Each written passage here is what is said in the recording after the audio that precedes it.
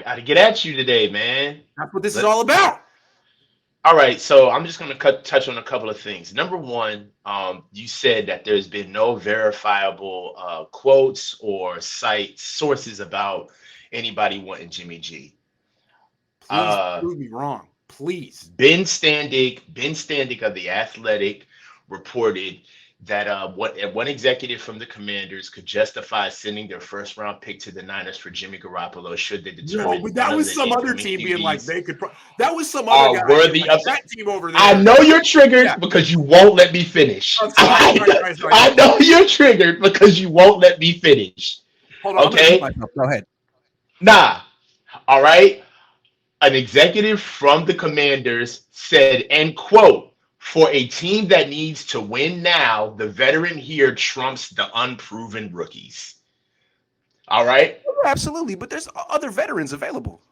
Yeah, okay, but in the guise of talking about Jimmy Garoppolo, right? That's we all agree that Pittsburgh and Washington is going to start, or they're going to start veterans next. We all agree on that. Yeah, I mean, because they have a team. I mean, but if you look at it, Washington has a franchise. I mean, even though from the outside looking in, they may be a little delusional, but from just the cap and how they built their team, they could really benefit from a veteran quarterback stepping in with the roster that they have. No doubt. But does it have to be Jimmy? Okay. No, it doesn't have to be Jimmy, but you set the precedent of saying 0 people have said. I was wrong. Okay. You got me. All right. So that's one. You got me. 2. Back Grant Cohn. All right. That's good. Okay. I mean, I'm just saying, I hate to do it. That's fair. It's fair. Okay. 2. Yeah. 2, 3 quarterbacks that you brought up: Davis Mills, Jalen Hurts, and Tua Tagovailoa. Okay. Yes. Now, all right. At best, Jalen Hurts, he's not what Jimmy is passing the ball. He's not. He's not, bro. I mean, Jalen Hurts. I mean, if you want to do it, Jalen Hurts is athletic.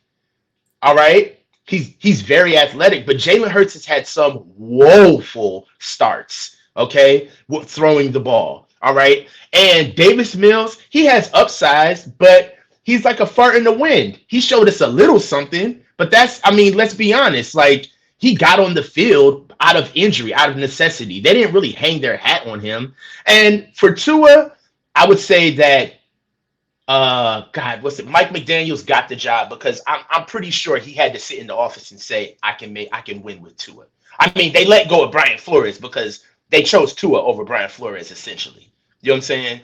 So I wouldn't say that Tua is in the ilk of that, but there are. I mean, let's be honest. There is going to be a bump in the league because this is a quarterbacks league. Somebody is looking at Jimmy as, well, we can ride off of what he brings from his veteranship, what he does in the locker room. And just as much as I know from being in bed with Jimmy, so to speak, that there's going to be a couple of OCs that are going to put their ego around and say, I can win with this guy. I don't think so. I can do it because I think the Niners have made it so clear that Jimmy isn't good. Like, everyone hears Kyle Shanahan saying, I can't win with this guy. And I think if the Niners thought, well, Kyle can pump up Jimmy's value because his system, but everyone knows Kyle doesn't like him. I think it backfired on him big time. Okay, but as this. Let me go back to the Jalen Hurts thing real quick. Like, when you're suggesting that Houston and Philly should or would want to go backwards, like Jalen Hurts improved from year 1 to year 2. He's improving. I don't know how good he's going to be, but there's upside there. He improved from year 1 to year 2. You just gave him a full season starting. He started a playoff game, and now you're going to put him to the bench so you can give Jimmy Garoppolo, you're a dude who hasn't improved, who has no upside, and can't win a Super Bowl. So what do you accomplish by putting Davis Mills back on the year for a bit? I'm not here.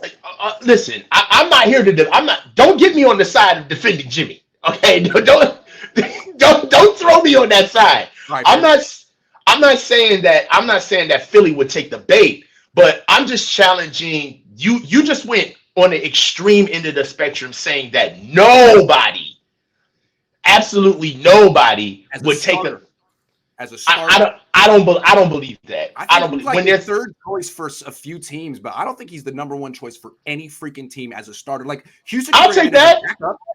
Yeah, I'll take that. I think that there is a select niche market for Jimmy fitting into a situation. I don't think that he is looked at as a clear and away starter. Thank you. All right, I'm with you there. That affects his trade value because if you're not the reason those teams got seconds for Darnold and Wentz last year is they went to jobs where there was a starting job waiting for the team was like, that's our starter this year, Darnold. Right. No competition. For Jimmy to overtake a starter, that's more of a delta to cross. I'll give you that. And that's why I think his value is more in like the backup quarterback thing. There's no team saying, yeah, he'll start for us this year. Like maybe, but we're also going to draft a quarterback. We also have a guy. I mean, we'll have to see how it goes. We might put you on the bench for a year like Tennessee did with Tannehill and just let it play out. I mean, that could all happen for him this year. One of my bold takes is that Jimmy won't start this year unless it's for the 49ers.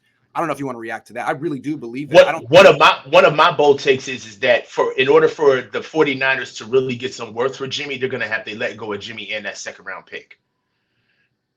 They're going to have to let go of Jimmy, that second round pick to get somebody to give up a late first. Oh, okay. I see. Package him with the pick. That makes sense. Package him with the pick just to sweeten the deal. I like that. I think that could move forward, which leads me to Skaggs leaving. I think that Skaggs leaving is not really a big deal. However, I could see a couple of successors coming in that will really benefit. I could see John Beck making the cross to actually get the job on staff. Yep. There could be a situation with collusion there because he is under contract with the Jets. Oh, so, really? Okay. Yeah. So there might be something there. Jordan Palmer. And a dark horse replacement would be Alex Smith. Boom. That'd be cool. I wonder if he wants to. He's so rich. I think he's a media guy. I think he's a media guy in training, but it'd be interesting. Okay. And now, he's still playing. Yeah, you're in comedy now. I thought you were a journalist. He's gonna be the Gary Kubiak. He's gonna be Kyle's Gary Kubiak. You watch one day. No, I won't watch it all. So look, real quick. I don't understand what this whole trade George Kittle thing is about, man. I don't like it. I don't like it, bro. I do not like it. Number one, this whole when you say that you can replace George Kittle by committee with, we can get a pass catching tight end, then we can get a tight end that can block, then we can get a short yardage tight end. That's what the $16 million is for, because of what George Kittle can do. I think that you guys and the people that you're like the Pied Piper with this stuff. You got your little guys following you, but I think that people aren't understanding that the reason why we run the offense that we run is that we make everything look the same and run it out of different formations and different perspectives from our offense. You can do that with a guy like George Kittle, who is multifaceted. You see how our team drops off when he's hurt. It's very noticeable when he's not there. Mike McGlinchey going down was an afterthought because of George Kittle. Now, Jimmy Garoppolo even being serviceable is because of George Kittle. That's just what it is. Now, one of the things that I've heard you say a lot is that George Kittle was getting the $16 million a year, huh? I was gonna say there's also Debo. Debo's pretty important in propping up Jimmy Garoppolo. I'm just saying, Debo. Oh, okay. I mean, yeah, I'll give you that. But Debo's about to get a bag too. I mean, shoot, welcome to the party. Carry some of this load. You know what I'm saying? But I also feel like George Kittle, he doesn't get a lot of credit. He doesn't get a lot of credit for what he does in the locker room. And you know what? Yeah, he's a tight end. He's a tight end. So for you guys to be talking about how he held the 49ers over the coals to get his bread, he knows that he's only got one real crack at the apple for him to get a deal. All right. So it's up to him to really do what he needs to do to be able to get paid. I just think that trading him or talking about trading him, trying to Bill Belichick this thing, you know what I'm saying? Trade him before he starts showing any real wear and tear. That's just not our offense. He's showing wear and tear 2 years in a row, 11 games missed, hurt the majority of the last 2 years. I'm scared, man. I mean, I don't root for this team, but I'd be scared if I were you. This guy is the prime candidate for a dude who could be the next albatross. I'd go out on my shield with George Kittle before I would just get rid of him. He's a tone setter, and you don't just replace guys like that. He's a spirit animal. He's the tip of the spear. You need a guy like him in the locker room. All right. Good call. Thanks for calling in. Always a pleasure. I feel like we argued. No, I like arguing. That's the theme of the show. This was good. I'm trying not to be too defensive. That's what I'm trying to do today. Okay. So you got I like this. Yeah. All right, bro. I'll let you later. Fook me's back. He says if Trey was truly legit, there wouldn't be this much doubt around him. You would know after a full year. Should tell you everything you need to know. Trade up to get him was so dumb. Get Brady or A-Rod, please. Fook me doesn't think Trey Lance is ready. It never will be. It's all you need to know.